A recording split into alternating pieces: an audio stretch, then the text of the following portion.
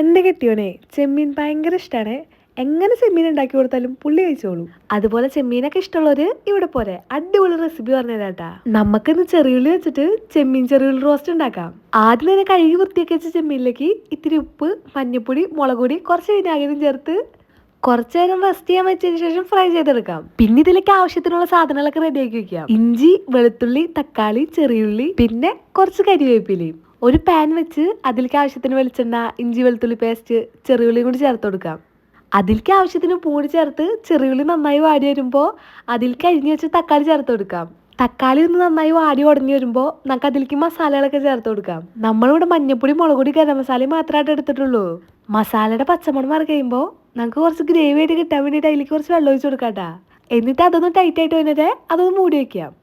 ഉള്ളിയൊക്കെ നന്നായി ഉടഞ്ഞ് ഗ്രേവിയൊക്കെ നല്ല ടൈറ്റ് ആയി വന്നതിന് ശേഷം നമുക്ക് നേരത്തെ വറുത്ത് മാറ്റിയിട്ട് ചെമ്മീനും കൂടെ അതിലേക്ക് ചേർത്ത് കൊടുക്കാം. എന്നിട്ട് നന്നായി ഇളക്കി അതൊന്ന് ഡ്രൈ ആക്കി എടുക്കാട്ടാ. അപ്പൊ അത്രേ ഉള്ളൂ, സിമ്പിൾ റെസിപ്പിയാണ്. എല്ലാവരും ഒന്ന് ട്രൈ ചെയ്ത് നോക്കിയോളൂ. നമ്മുടെ വീഡിയോസ് ഒക്കെ ആദ്യമായിട്ടാണ് കാണണമെങ്കിൽ ചാനൽ സബ്സ്ക്രൈബ് ചെയ്യാൻ മറക്കണ്ട കേട്ടോ. ഇതിലും അടിപൊളി റെസിപ്പി ആയിട്ട് നമ്മൾ വീണ്ടും വന്നേക്കും. അപ്പൊ ഇന്നത്തേക്ക് ഇത്രേ ഉള്ളൂ. ബൈ.